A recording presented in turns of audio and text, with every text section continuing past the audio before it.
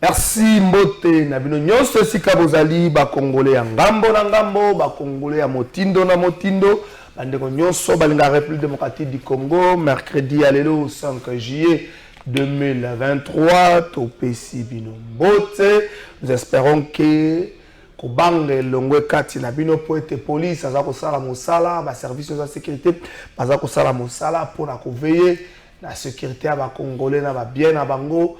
Oui, puisque Ozo et Kinshasa la makamba ba enlèvement to banzi ete police a rassuré bino na musala o ya sali ya kotia maboko na kati na kotia maboko ya bato wana bato bazali ko tungisa ko kinwa bato bazali ko nyokola kinwa bilenge bande ko bokuta na kala bango na banzela bomona na kala bango par-ci par-là nzokande bazali ba dongolo miso likambo nzali likambo pasi. Nous espérons que lelo oyo assurance zongi na kati ya bakina pe malembe moto nyonso akoki kovake na makambo oyo ye alingi pe oyo ye a prévoir asala na Kinshasa kaka plénière moko ezali prévu mokolo ya mercredi ya lelo 5 juillet 2023 plénière wana est constituée sur les cas ya président et assemblée provinciale ya ville province de Kinshasa le pasteur Godé Mpoyi.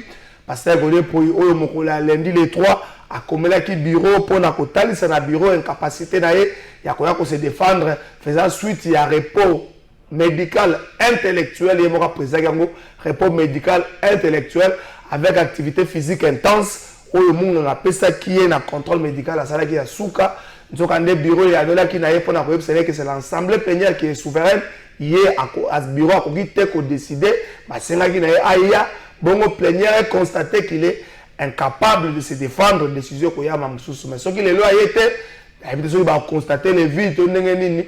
Donc survie à pasteur Godé Mpoyi comme président et assemblée provinciale ils ont beaucoup de députés provinciaux pour la plénière à l'élo. La procédure a été respectée, la procédure n'a pas été respectée, puis tout ça constaté tout ça que Talamaye ezali kokoma na mokolo ya lelo. J'espère bien que Togoye Bani les a la surtout aussi na ba makambo oyo ya ba insécurité et bon tout le monde implication makasi ya assemblée provinciale pour na permettre à ce que ba kino bazala rassurer lobby gouverneur ya ville Gentini Ngobilambaka a salisa ke conseil de sécurité moko élargi oyo azali ko beta lisolo ya sécurité le on a ba service nyoso ba mesure moko ezwama ki ba mesure ngo to ozela ki communication ça de manière officielle ba ko fouiller mituka ba ko sala ba contrôle belé ko sala pour na ko rassurer ba kinoa ke mosala ezali ko sala makembula matadi abosali biloté azali nabinum na ngambo ya briefing presse ministre Patrick Mouya yazaki liboso ba panzi sango mokolo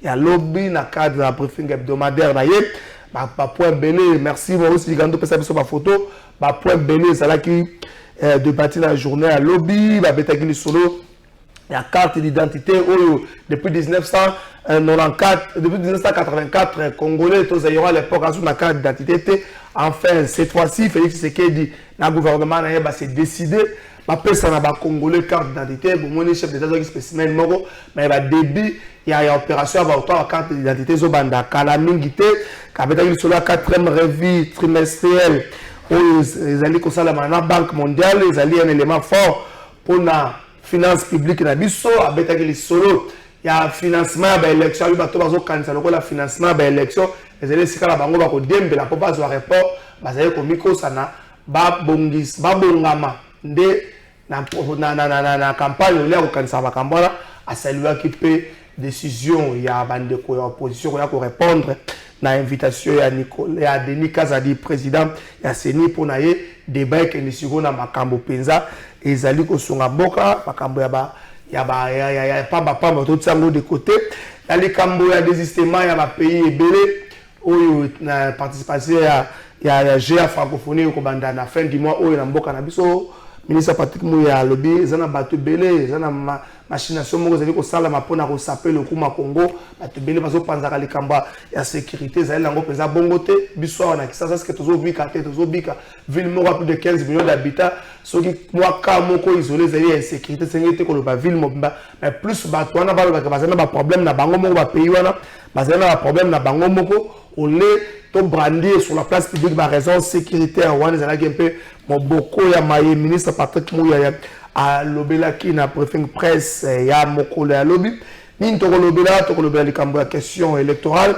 Est-ce que faudra-t-il suivre la logique ya premier ministre honoraire Adolphe Muzito Oyo azali ko conditionner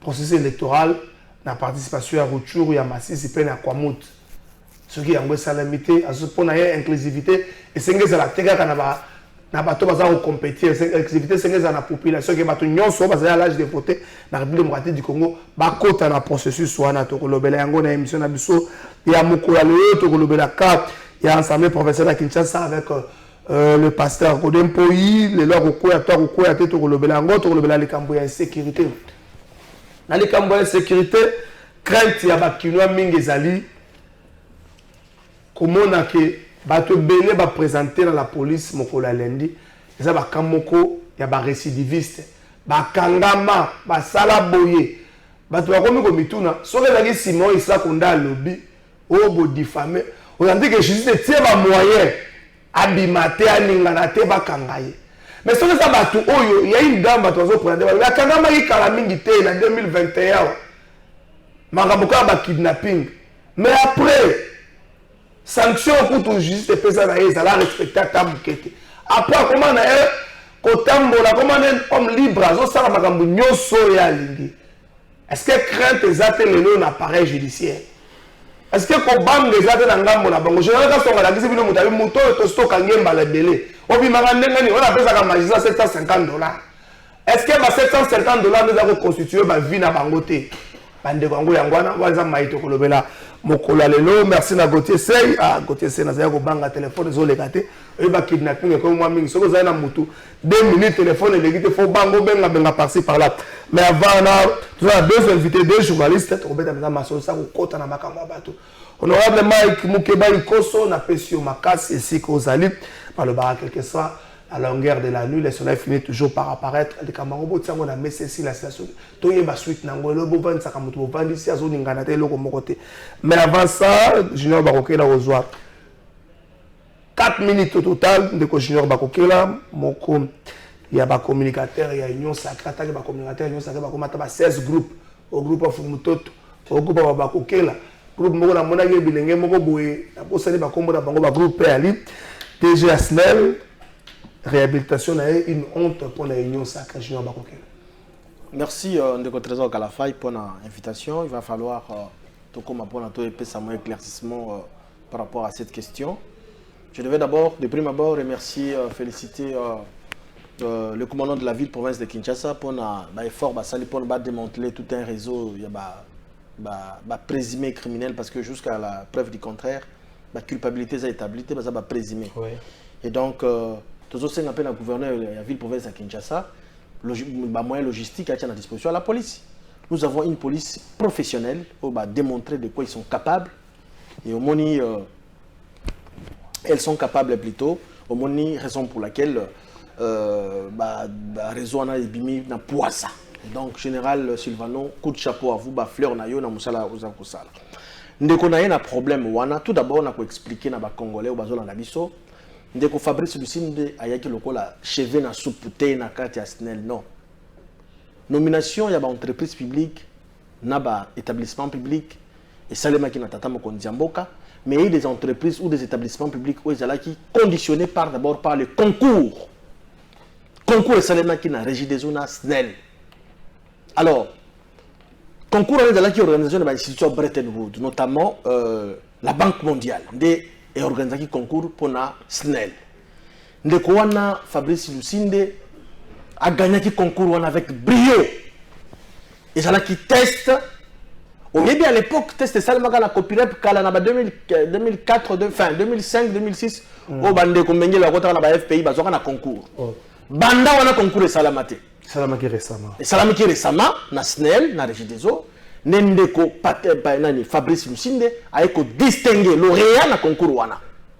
Ça c'est une précision détail. Alors lorsque le Parlement oyazali na ma prérogative na ya contrôler exécutif ba bengaki ndeko ba yokiye nde ba sengaki ba famille parmi ba recommandation ba formulaki na gouvernement notamment résolution notamment ba sengaki va suspendre ndeko et non la révocation. Zalaki c'est justement une suspension. Je suis juriste.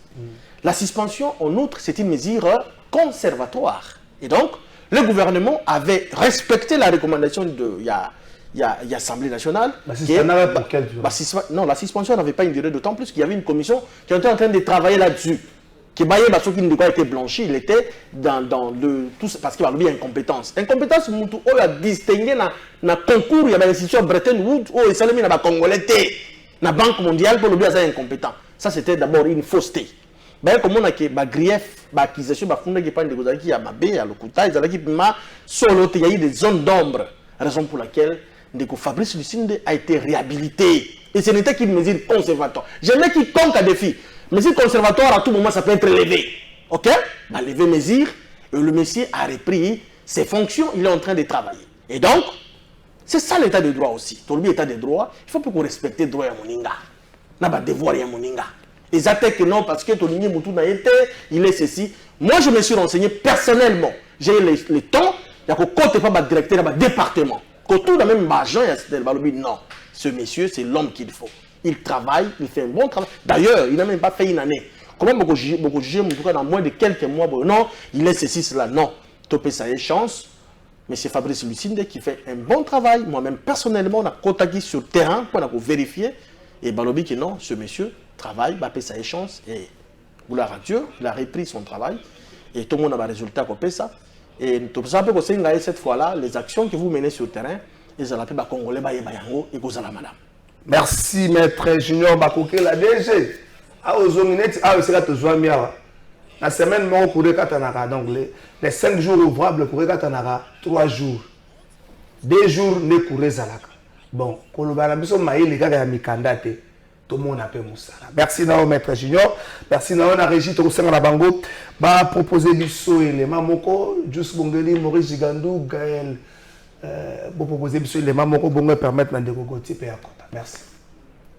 Face à la recrudescence de la criminalité urbaine dans la ville de Kinshasa, criminalité essentiellement caractérisée par des cas d'enlèvement, il s'est tenu ce 4 juillet 2023 une réunion du Conseil de sécurité présidée personnellement par son Excellence, M. Jean-Tini Ngobila, gouverneur de province. Au cours de cette réunion, plusieurs stratégies ont été mises sur pied pour pouvoir éradiquer les différentes poches d'insécurité à travers la ville. Plusieurs mesures ont été annoncées. En sus des mesures déjà prises par l'exécutif provincial, des patrouilles mixtes seront effectuées dans les tout prochains jours par les différents services de sécurité, mais également des checkpoints pour pouvoir traquer ces inciviques qui s'évertuent à s'aimer désolation et psychose dans la capitale. À en croire la police ville de Kinshasa, ces personnes sont auteurs de kidnappings signalés ces derniers temps dans la capitale. C'est plus de 30 personnes arrêtées par le commissariat provincial de la police. Le général Silvano Kasongo, chef de la police de la ville, les a présentés au vice-premier ministre, ministre de l'Intérieur, Sécurité et Affaires coutumières Peter Kazadi. Parmi ces criminels présumés figurent des jeunes dames dont la beauté sert d'appât pour rassurer les victimes à bord des taxis avant de les kidnapper. Les jeunes gens qui ont mis leur vigueur au service du mal sont également comptés parmi les criminels. 23 bandits à main armée, tous des civils, dont 6 filles, et 4 policiers qui ont excellé dans l'extorsion et arrestation arbitraire. Dans cette circonstance, nous avons saisi 3 voitures Toyota IST, 7 motos, une arme AK-47, 5 machettes, cisailles et cagoules. Sur votre instruction, Monsieur le vice-premier ministre, ministre de l'Intérieur et Sécurité, le commissaire provincial de la police ville de Kinshasa a à son tour instruit le groupe de lutte contre la criminalité et stupéfiants pour intensifier les recherches et approfondir les investigations quant à ces, en vue de mettre hors d'état de nuire les auteurs de ces actes répréhensibles. Quelques jours avant, juste après leur arrestation, dans les locaux de la police, ils sont passés aux aveux, reconnaissant leur forfait.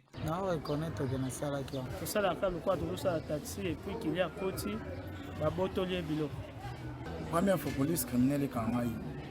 Et quand il y a pour l'enlèvement, tout ça là on a taxi, catch et jaune. Là il y a ça là deux fois. Souvent la clé des roues ou bien tournevis, il y a pamba. Tu intimides à bango za mondo qui toza ba soda. Ce qui au tchem tout makasi to beta o masasi. Ale er to matana yo, to koma, to suis babilo na kata taxi, to maîtriser yo. Comme on a vide, on a calme, à freiner, et puis on quitte yo, tous les soldats qui t'a kende, nzela si ma kota la liboso te so gangi, to tiki porter pour lele, to robeta o masasi, nda ozana bobangi a rokita, a rokende, et puis biso to démarrer to repoussana, to rezomu to mususu. Bakangi o combien de fois la police criminelle? 5 fois. Combien? 5 fois.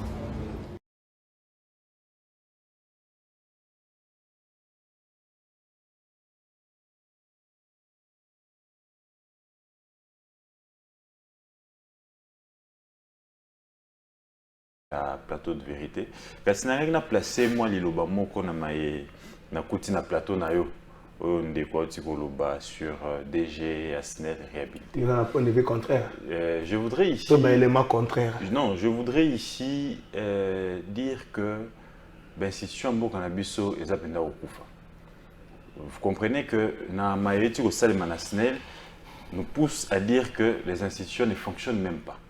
Comment voulez-vous que le gouvernement, qui est l'émanation du Parlement, Parlement a eu une recommandation à Motowana, il ne s'agissait pas de la suspension.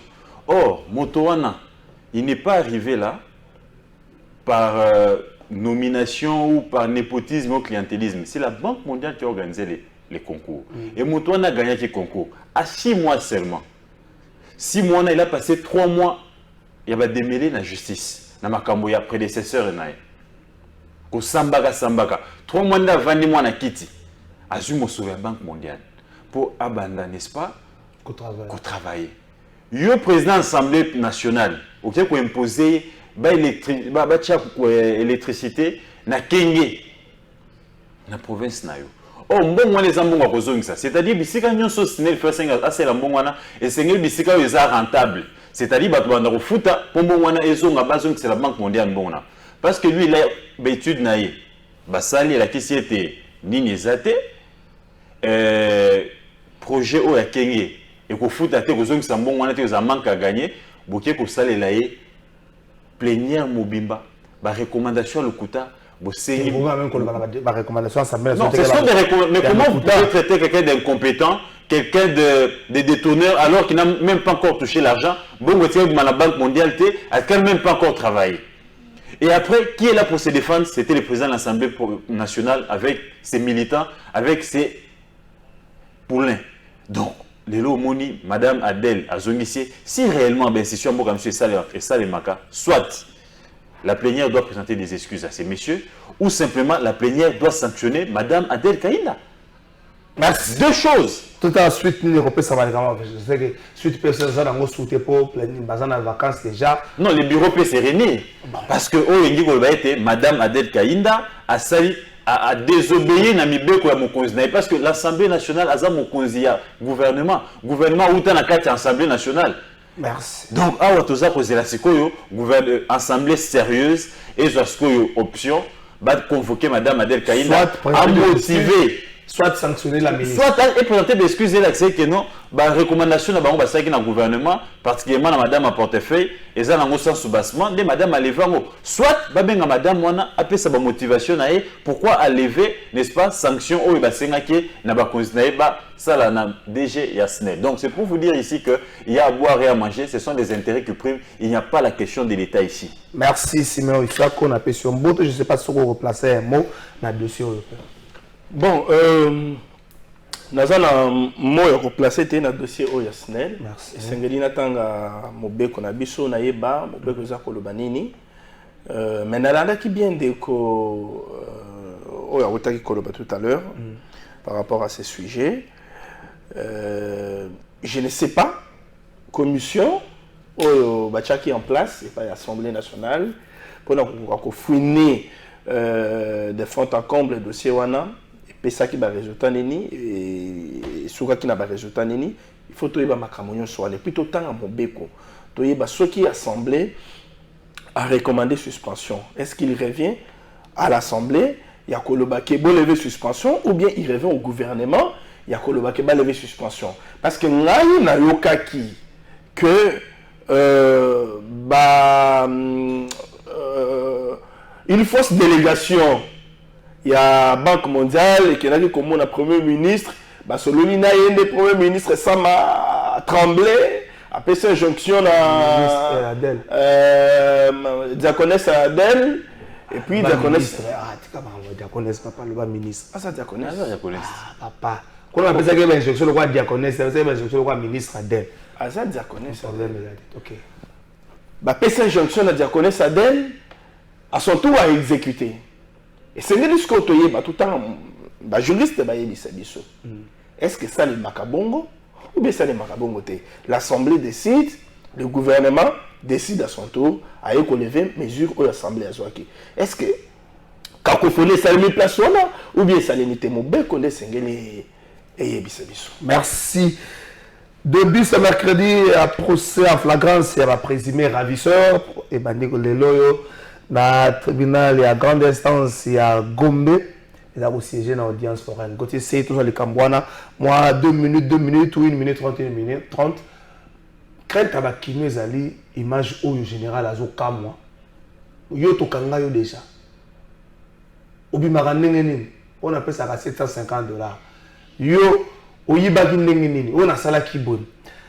Bakino bazo bangake, ko présenter bateau sur la place publique ne basali yango. Et bomba, batu oyo baza na sima na bango. C'est vrai, la police a constaté que si monté que bazar osala bazo za ba partie à corps humain pour na koteka yango, police a loba ki le kambwana te et tali sipe na minga ngabelo to tuni ba beza mo exercice moko ya pasi et ko sala mandengo ate. So que zo salama. Donc il y a un laboratoire sérieux, crédible, eux aza ko travailler na bango. Mais ce que ça fait pour na yango te na sima ya batu oyo l'organisation zo le kanenge nini. Beaucoup s'intègrent l'image même tout le monde le a l'administration moko et vanda. Marabu nous sommes dans la crête avec on dirait marabu misara batu moko les exécutants ma patron ma kabuba batame. Est-ce que vous êtes confiant dans la démarche oyo? Déjà il faudrait ici reconnaître que police nabiso ezo salamoko avec beaucoup d'amateurisme. Il n'est pas normal que bokangi bato oyo bozana na ba preuve té. On va passer à vous avez. Vous avez une preuve parce que celle zouzi le jugement n'est que la moto où ils allaient et tumbunaye mais au pays zali mabe ou pas salaki. Mais comment la justice que ça police n'a que ça la publicité le linguana vous sentez que il y a un plan caché derrière n'est-ce pas communication wana. Est-ce que les Kinois ont besoin d'une telle publicité? Où les Kinois ont besoin des enquêtes sérieuses, qu'au Kangabatouana, qu'au Sengabatouana va démanteler les réseaux, mobimba discrètement, qu'au Tcham Moussapiti, na Mozindo, après, si quoi, Sambisi Bango, Sali Bako, peut-être procès public, audience publique, où Bakongoma ni Banso, au Bazana di Kambasali. N'est pas ça, l'audience là, audience peut-être l'élo. Mais on a moni na niveau de police nationale, quand on a au Kamwanaye. Vous sentez vraiment amateurisme alors que attaque au yali bongo attaque au bateau avec la justice va bimsaka bango hier ko kamona le lenge wanate en quelque sorte a jeté discrédit sur justice à Mboka.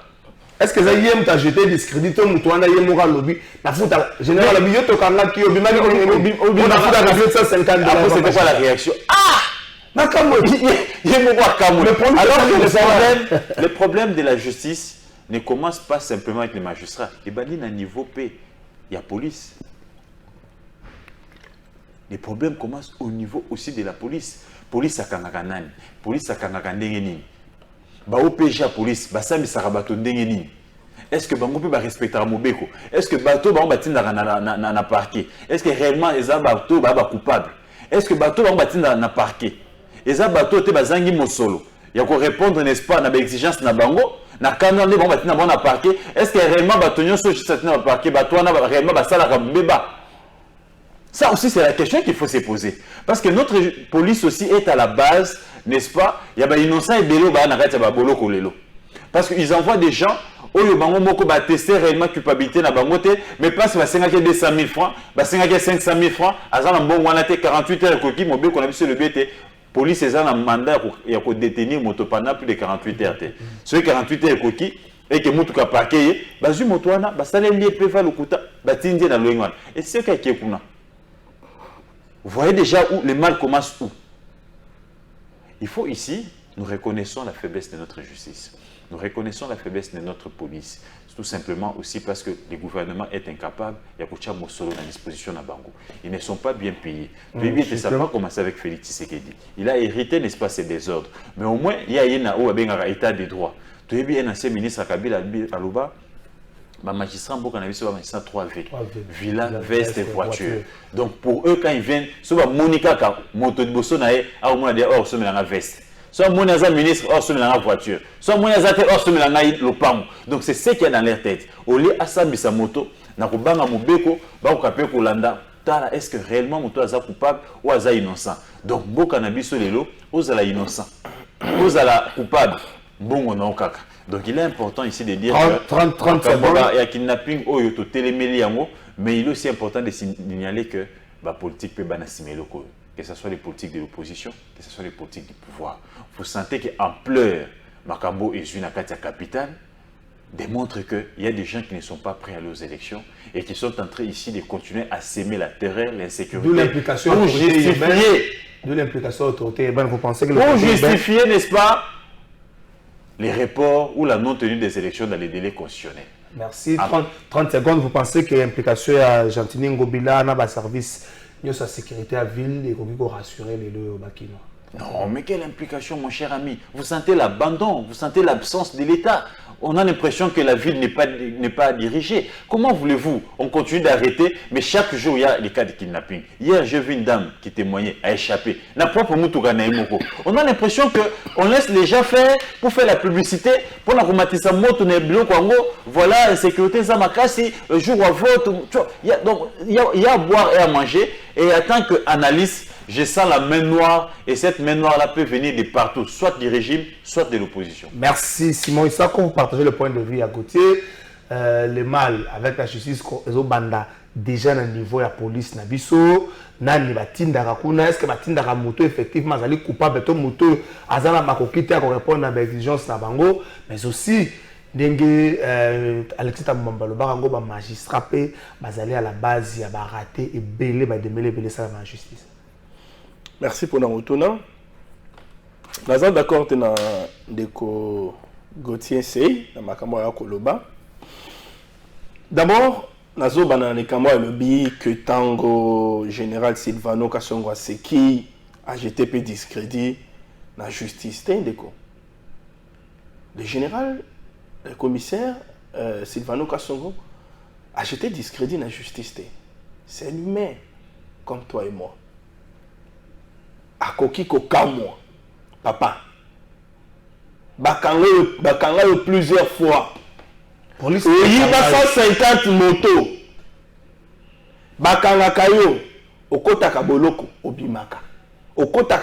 obimaka opesa ba magistrat ben $750 hein il paraît $750 ninga le baki au lobby que général akamwate ya sa mutute akamwate ni tété ben fort ya général wana. Est-ce que tolinga to comme lelo na démantèlement ya réseau wana ya ba kidnappeur? Tolinga to comme na ben fort wana té tondi maka quand même musala. Oyo bato ba ko sala.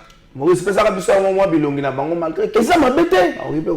Ça ne veut pas dire que tant autant que soutenir ba institution ya mboka té nyoso ko salema ata sokeza ya kitoko musale monani na miso to ko kumisa. Il ne faut pas te commettre ça, non.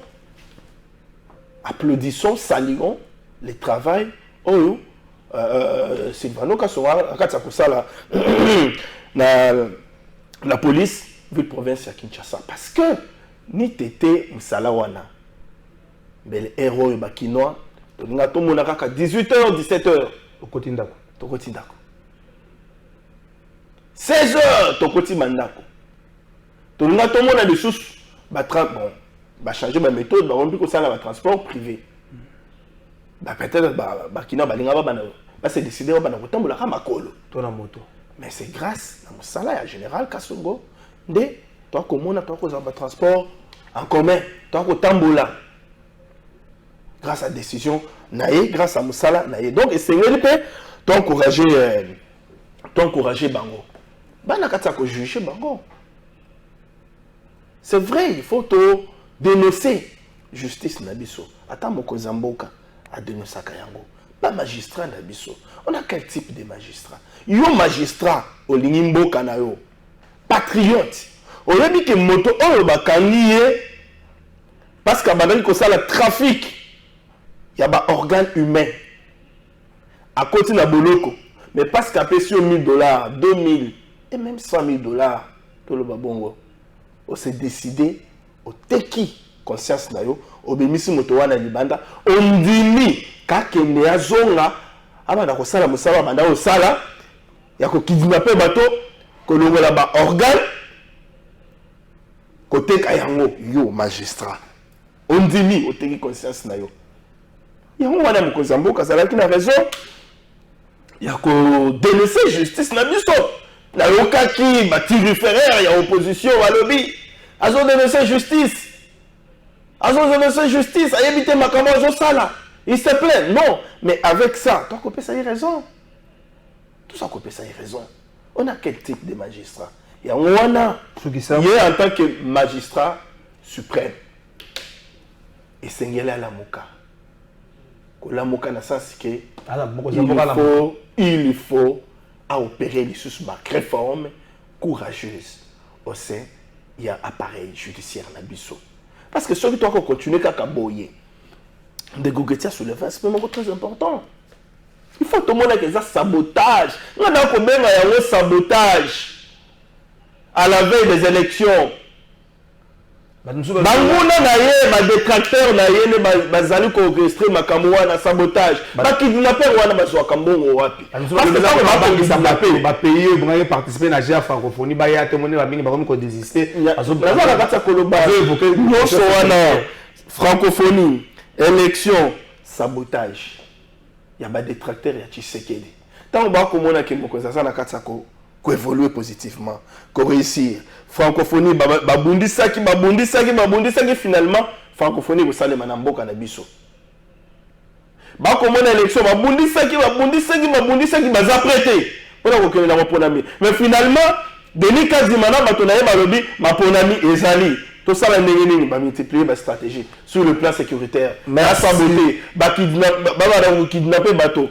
Tout ça, bateau wana ba ko zombongo wapi ba kidnapper wana ba étudiante ya ba ifase kinenge ba koloba ba mibali misusu wana ba jeune garçon ba jeune fille ba ko zombongo wapi. Merci Motuna. Ça veut dire que baza na bateau baza ko financer bango de toi ko benga que ba saboteur ya régime. C'est pourquoi tout ça ko saluer musala Sylvano Kasonga ko sala tant ko saluer audience foraine o ezala katsa ko salema ba sambisa bango ba condamner bango surtout ba veiller que babi purger peine na bango purger ma peine na bango pour que ba zongela lisusu ba beba wana te parce que soki ba purger ma peine na bango te ba bimi ba ko zongela kaka ba beba wana on n'aura rien fait. Merci. Bonjour papa Trésor batu nyoso oyo bazo enlever bazo pesa kaka ba témoignage que bazo boma batu na nzela ya bandundu police akende komene ba quête kuna toza la distraité papa Trésor batu bazo bunga makasi. Merci maman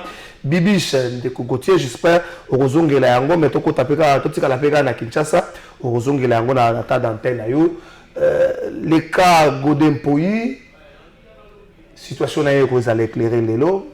Godempoyi avait demandé le lundi il a notifié na bureau de l'Assemblée provinciale état de santé na ye repos médical intellectuel, mais avec activité intense physique. Bon, il faut bien comprendre, à combattre, à réfléchir, à faire sa courte, mais à faire sport, à tambour, mais c'est l'homme explication après il y a un rapporteur à l'Assemblée provinciale à l'objet bureau des alliés décideurs l'Assemblée plénière dans l'Assemblée souveraine il y a décidé que le bureau à ce qui n'est même aïa ceux qui plénière ils m'ont constaté qu'il y a ma capacité à ma coquité à habilité intellectuellement à répondre à la question de la PMA tout à la soirée à l'élo est-ce que des campagnes comme le président de l'Assemblée provinciale ils allaient suite logique à Batunyo sur le gouverneur Nengemora non Sakibiso. Merci beaucoup Ndeko Trésor Kalafay. Maintenant, rappelez na Siméon Isako était le président ne peut pas dénoncer. Yomoko Lubina Malobanayo Azali, magistrat suprême. Donc il a le pouvoir de sanctionner, de relever, de révoquer et de nommer les magistrats. Donc, alors la Yonangate toi à dénoncer. Quand il constate, c'est comme un père dans une famille. Tu ne peux pas commencer à dénoncer l'éducation de ton enfant ou les ratés de ton enfant dans la rue. Tu appelles ton fils au gangélé, au éduqué, au tlakisi nzela. C'est ça un père. Agangaki, alakisaki nzela. Yolobi a dénoncé, Yolobi sur sa gangi. Donc, des deux. Alobi, Mokonzamboka, il faut alamuka. Mon cher ami, Mokonzamboka, alamuka 5 mois des élections. Mandat Mobimbesili, à la Moudita, 5 mois des élections d'Aoulamka. Les ratés de la justice n'ont pas commencé aujourd'hui. Il a dénoncé ça quand il était dans l'opposition. Et il prend le pouvoir, il continue à dénoncer. Mandé Sili, aucune action. Combien de magistrats sont en prison aujourd'hui? Tu peux me citer 2 magistrats Oyo Bazan a Bolo Rolelo parce que Bazar Kosala Nini, Bazar Kosala la cacophonie, na Makambo Italie, Mobeko. Mais nous vivons ça chaque jour. Et qui bénéficie aujourd'hui à cacophonie, à magistrature et à justice à Congo? N'est-ce pas les anciens dénonceurs d'hier qui étaient dans l'opposition qui sont aujourd'hui aux affaires? Qui sont aujourd'hui en train de jeter discrédit sur le travail de l'IGF? N'est-ce pas les dignitaires dénonceurs d'aujourd'hui, dénonceurs d'hier? Tous arrêtés, blanchis, acquittés par la justice de la même manière. Même procédure. Certaines audiences même ont coûté la vie à un magistrat. Je ne vais pas citer les noms ici pour nous rappeler ça sous moto. Donc, venir sur un plateau sérieux, dire que les chefs doivent se réveiller à la Mouka. Qu'est-ce que vous attendez par la Mouka? À 6 mois des élections. Il faut ici reconnaître que ces côtés-là, le chef de l'État n'a pas pu redresser les choses. Comme on peut l'acclamer côté gratuité, on peut l'acclamer côté lutte contre la corruption, mais côté justice, tout le monde est Mokonzamboka, Libungutu. Et on doit les reconnaître avec force. C'est une façon de l'aider si jamais il a un deuxième mandat. À Kokakota, parce que l'accent n'a pas été la justice, parce que trop, c'est trop. Quand on a le biais, général à bois qui discrédite. Mais ça, corps, il y a quatre justice. Aza, l'un des éléments moteurs ou d'éléments, je ne sais pas dire qu'on a oublié. Crédible. Donc voilà, donc pièce c'est une pièce motrice. Il y a justice à Bokanabiso. Ce qui est à niveau général, il faut reconnaître aussi l'échec, n'est-ce pas, de nos instances judiciaires. Nayoki Balobi, de Konanga Lobi, non, de Kogoté, à Lobi, et l'autre Motouya, kidnappeurs, c'est pour saboter les jeux de la francophonie, mais les élections, parce qu'ils savent que le chef de l'État était. Maboussa Nkobete et Degogoté a relativisé, le biais était. La main noire se retrouve de part et d'autre. Parce que dans le stade de Trésor Kalafay, tout s'est voilé face. Personne n'est prêt d'aller aux élections. Que ce soit le pouvoir, que ce soit l'opposition, que ce soit la société civile. Kava journaliste. Kaka population. Et journaliste. Population dans une époque il y a une élection. Tu vois, tu as sujet là, on a démontré. Même la CENI n'est pas prête. Aussi, ça m'a rambo, mais tu as la ville de Kinshasa. La ville de Kinshasa, 1 minute 30, si moi pas 2 minutes. L'histoire se répète. Mais ils ont comme la Godin pour eux. Tu as eu la jurisprudence et comme la Tingi pour eux. Généralement, quand les gens sont élus présidents, il y a APK et Roger Tingi plutôt.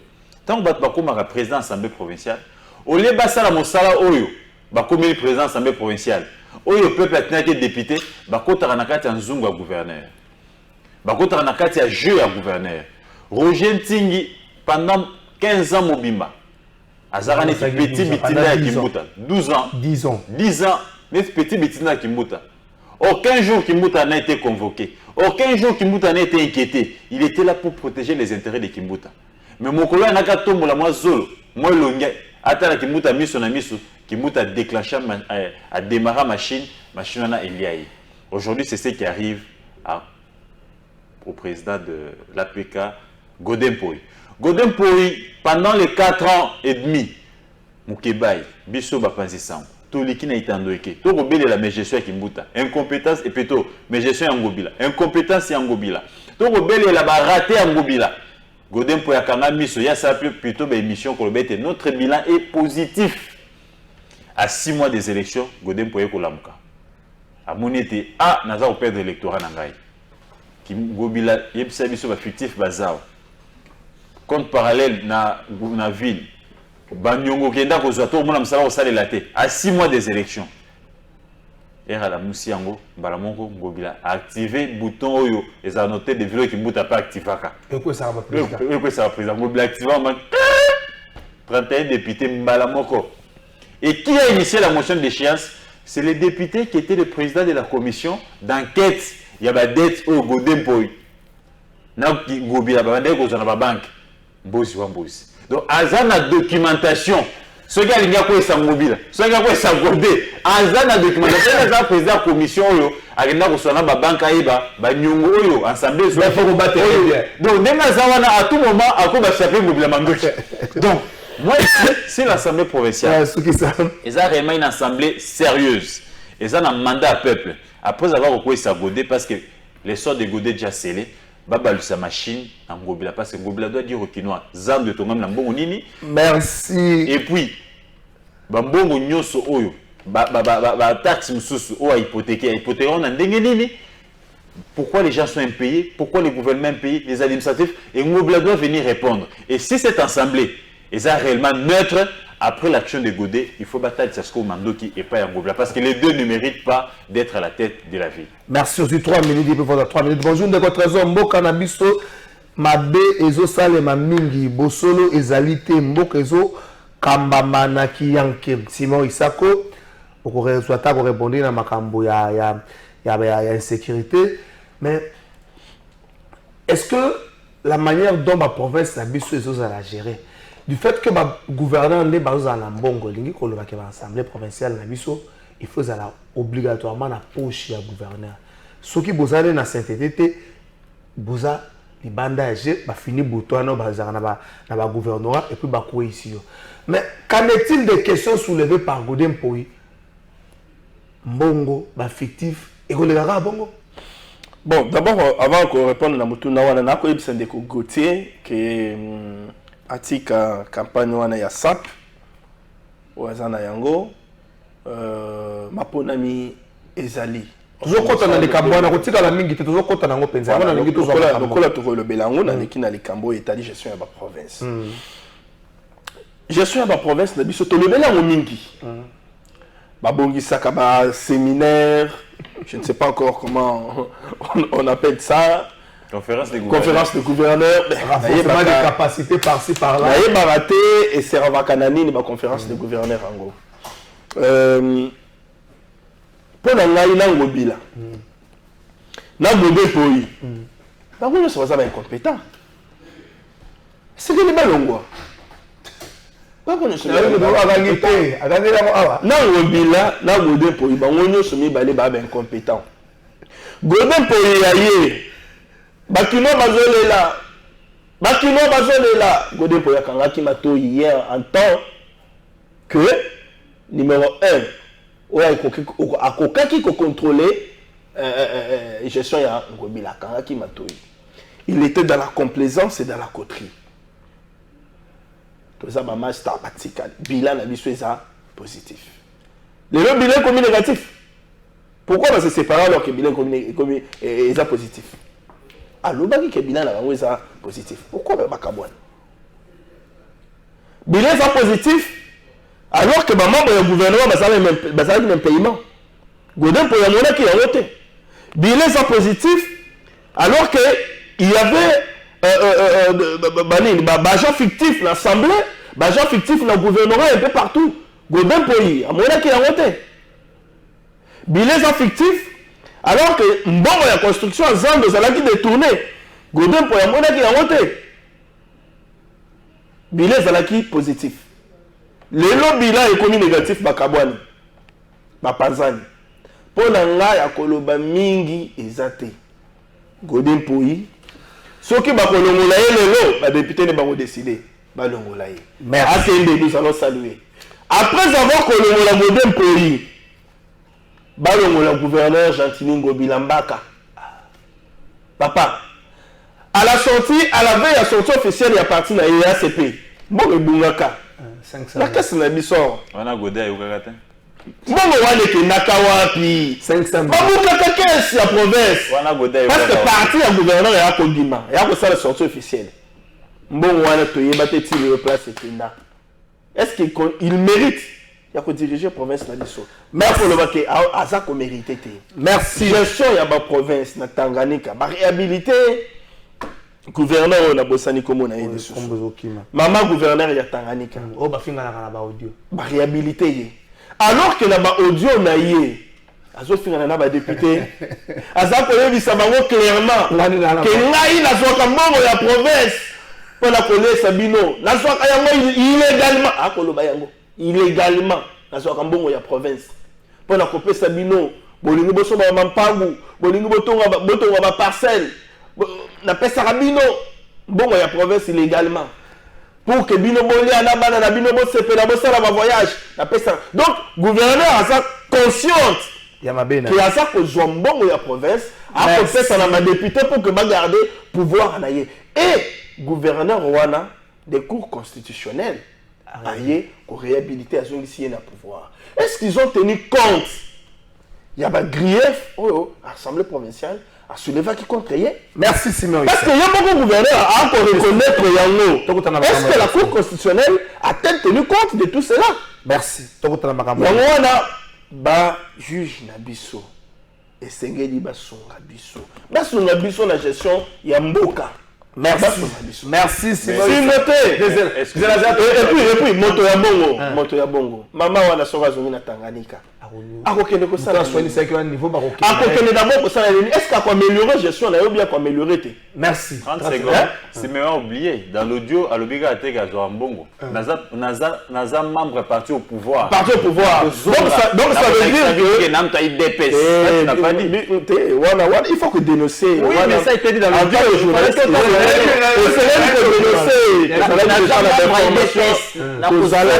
Tozalaki déjà na déformation ya kolobake parti na ye badaki kobunda pour que azonga tout ça bon to confirmer to tikala na ko confirmer yango te mais na kozonga na ye c'est clair. À quelques pourcentages, donc pas quelques pourcentages. Le Dieu est confirmé. Et il y a une option politique. Elle a dit na ba député, na ba député, na Moyibi a défié ba député parce que ba longolié régulièrement mais azongi quand même na pouvoir parce que azo appartenir na parti au pouvoir et le ko wana bandeko ya IDPS c'est Augustin Kabuya. Merci. Batakinchasa, n'engagez la ville Nzembo. Et le rôle à Lulambongo. Boy Nzembo Anat. Et le rôle à Lulambongo, millionnaire à Bongo n'est balaki. Est-ce que le président savait professeur à Lulambongo? Est-ce que le gouverneur à Lulambongo, millionnaire à Bongo n'est balaki? 500 000 peu bungaka. Bonjour papa, trésor, c'est grâce Mandaka, Tokomi Kobanga, Kubima même Komata Transport, Bakonzi Yambo Kabalandela, Balobinzala ya Bandundunde. Nde kokoma vraiment nzela ya bandunu nde kokoma vraiment bazoboma na comprendre obete. Bonjour trésor toza na posa ya batu bafuta ba fonctionnaire pe ba pesa misala na batu oyo batangi kelasi. Merci ndeko.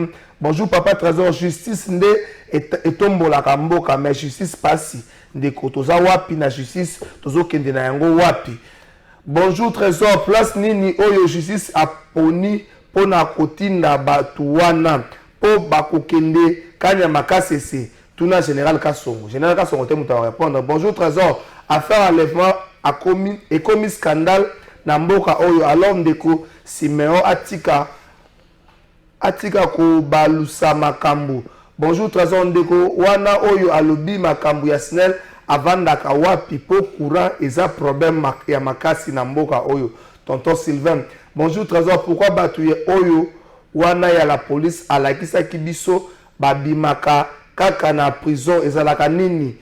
Nani nde abimisaka bango? Merci. Bonjour Trésor, lelo tozo lobela ville ya Kinshasa mais ba solution ezopesa mate. Donc ba konzi baza sima na yango te boye. Moi nataka message ya WhatsApp ezate, il faut to pousser dans l'émission. Gauthier c'est ba opposa ba qui effectivement pour répondre à l'invitation à Denis Kadima. Mais bango nyonso sorti ya ba rencontre wana, on dirait pour ba position na bango zo changer te. 4 wana ke bakenda kitango babini ba revenir toujours na position na bango ya avant ba kota na rencontre ba préalable wana tikali e bouger te Adolphe Muzitu mokanda bimisaki avant kota wala bisaki dala ba panzi sango yango na okende kopesa tango abimi interview na a revenir kaka sur un propos. Est-ce que Denis Kadima azotika la yepe na ngambo na campé na positionner parce que il faut que le bango tozoyoka plus parti moko yé tozoyoka été. Est-ce qu'il n'y a pas évolution de part et d'autre dans l'échange de bango? La crainte est alinée. Sommes-nous réellement capables d'avoir les élections dans un délai constitutionnel? Très bien. Après sur 3 minutes, il m'en 3 minutes. Êtes-nous capables d'avoir des élections dans les délais constitutionnels? Je dis non. Les élections dans les délais constitutionnels sont impossibles à ce stade. Ça, déjà, il faut les retenir ainsi. Si il n'y avait pas de problème, il n'y avait pas de contrainte du côté ACENI, Kadima n'allait pas se déplacer, aller voir les opposants. Je vous rappelle qu'en 2006, l'IDPS avait boycotté les processus. Malmal n'est pas allé vers Tshisekedi. À la CENI, il y a ce qu'on appelle porte ouverte. Porte ouverte, ils invitent les parties prenantes à venir, n'est-ce pas, pour Solana Bango, pour Tuna Mituna, base à l'éclairer sur certaines questions. Et jamais dans l'histoire de notre pays, le président de la CENI s'est déplacé pour un cadre neutre pour ma partie prenante. Ça ne s'est jamais fait. C'est une première dans l'histoire. Il faut noter peut-être la bonne foi de Denis Kadima. Non, c'est pour te dire qu'il y a un problème, il y a un souci. Et ces soucis-là, Kadima s'est senti coincé, il doit aller vers les parties prenantes pour leur faire comprendre. S'il n'y avait pas de souci, la porte ouverte suffirait pour ceux qui ont encore des problèmes, pour base d'éclaircissement. Donc la démarche là démontre qu'il y a un problème du côté de la CENI. C'est quoi le problème du côté de la CENI? La CENI n'est pas prête. Sur le plan financier. Sur le plan financier, j'allais dire. Sur le plan financier, la CENI n'est pas prête. CENI a besoin de 500 millions de dollars d'ici le mois prochain. Dans les 500 millions de dollars, il y a 100 millions de dollars qui pour apurer les 8 mois d'arriéré. Il y a des frais de fonctionnement, il y a salaire, il y a des agents, il y a des qui ne sont pas payés. 100 millions et 400 millions de dollars pour les opérations, n'est-ce pas, électorales. C'est-à-dire déploiement de kits et puis acquisition, il y a le comité de 400 kits, c'est les quotas. 400 millions de dollars. Et les 500 millions de dollars, tout compte fait, on a bien si je suis à Bretton Woods, Debiso, tu as commis déjà à 440 000 dollars. 40 millions. 447 millions. 400 millions, 400 000. 400 millions, quelque chose de dollars, j'allais dire. Ça, la chiffre, la 400 millions. Que n'a pas institution à Bretton Woods. Maintenant, il y a urgence. Sur le plan de défense, mais aussi, on a besoin de sous. Le gouvernement a proposé, na CENI, et ils sont prêts à décaisser 250 millions. Du coup, les restes bas soldats en 2024. Or, les restes c'est pris à soldats en 2024 et qu'on impactait sur le calendrier électoral. Ça, c'est sur le plan financier. Déjà, avec cet argent, la CENI ne saura pas couper sa mission à Ponami le 20 décembre 2023. Ce qui fait que c'est déjà un problème sérieux. Parce que le gouvernement, bon, il y a un problème à défense, il y a sécurité, il y a un problème à besoin, il y a un besoin urgent, et c'est va résoudre. Les premiers problèmes financiers. Les problèmes sécuritaires. Jusqu'à ce jour, Massissi, Rutshuru, Mirangongo, Kwamut, Dibolo, Mainja, Kiwanja, Awa Namanyema, Kabambare, tout ça, conflit, et ça m'a cassé. La CENI n'a pas pu enrôler les gens. Même à une partie à Maloko. Même à une partie à Maloko. Mais non, ils ont officiel. Ici, ils n'ont pas pu enrôler les gens. Nous sommes aujourd'hui à près de 18 localités où ils ont enrôlé. La CENI constate dans le fichier électoral excédent. Une minute, non, c'est important. Vas-y. Constate l'excédent de 40% dans Kengeville, il y a enrôlé. Excédent de 18% dans Goma, il y a enrôlé. Après l'étude, ils se sont rendus compte que déplacer à Kwamut, ils sont enrôlés dans Kengeville 2, déplacer à Massissi, na Rutshuru, ils sont enrôlés dans Goma. Ça, c'est déjà un problème. Comment maintenant aligner comment aligner excédent Oyo dans ces constructions c'est le premier problème technique. Le deuxième problème technique, l'Assemblée nationale, oh là là, l'Assemblée nationale par solidarité et garder le siège, c'est une question importante mon cher. Et garder le siège par solidarité, garder le siège dans Kwamut, dans Massissi, le même nombre de sièges à 2018. Ce qui voudrait dire que comme il n'y a pas eu d'enrôlé, il faut répartir avec les fichiers de 2018. Mais il faut maintenant les toiletter. Parce qu'il y a eu des morts, il y a des nouveaux majeurs. Ce qui n'est pas encore fait et ce qui est faisable. Et les députés de Kwamut démontrer que même ceux qui vont garder, les députés provinciaux, ça dit mémo, au moment où nous a publié, même ceux qui vont garder la siège par solidarité, il est difficile parce que Batunabiso, Tilnelo, Bazar Kokima. Qui vont voter? Et c'est un enrôlement, mais enrôlement c'est côté parce que et c'est c'est fait que CENI est reporté enrôlement. Maintenant c'est qui troisième cheval qui doit porter les discours, il y a glissement. Il fallait un troisième cheval. Et le troisième cheval c'était Adolphe Muzito. Maintenant tout soit les quatuors il y a bloc à opposition à Panzani parce que Fayoulou a mis traître. Fayoulou s'est amené devant Denis Kadima avec un document. Oyozaki consulté pas baninga ne mususu.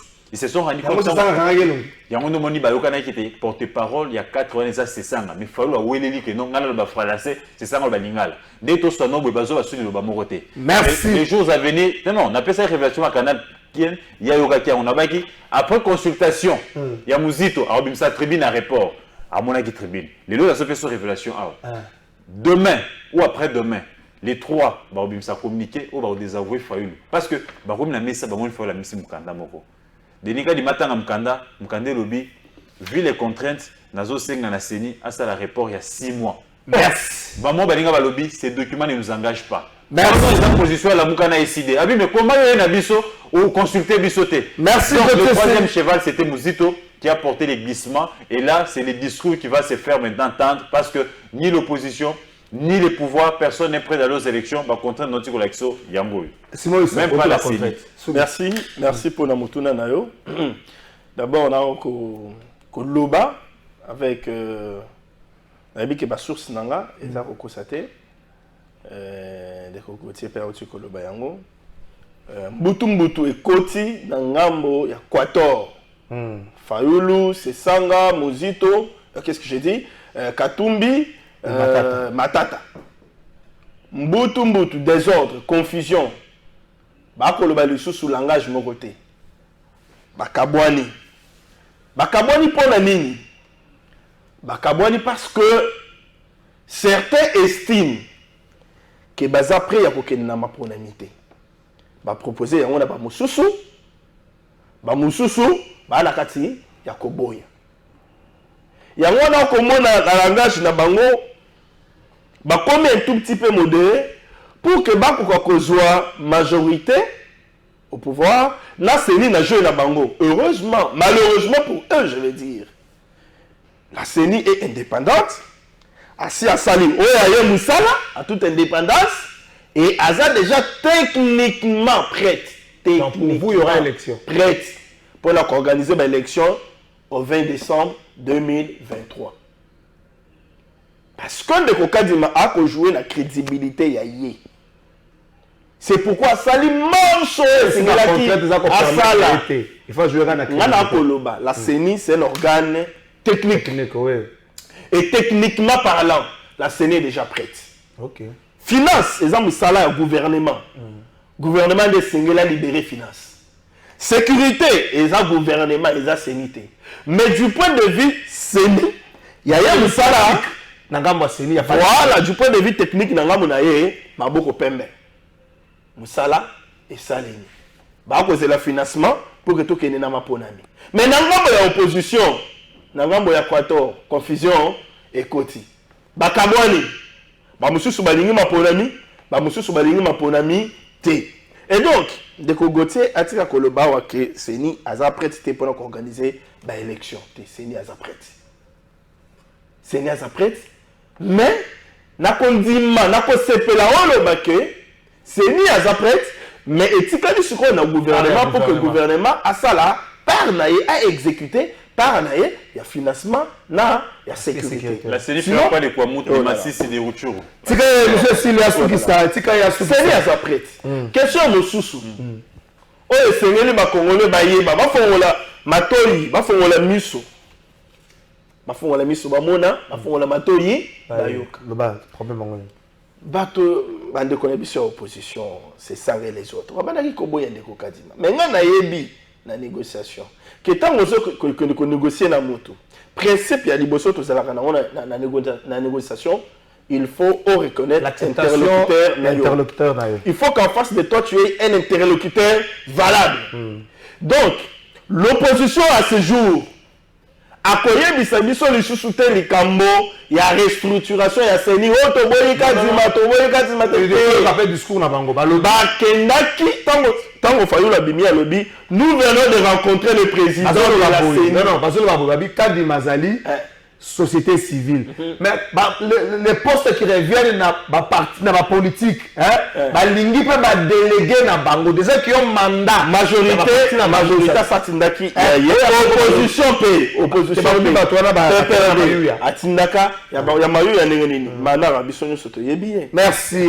Akaza combattant ya ba combattant na BPRD mais je matembo to yebi.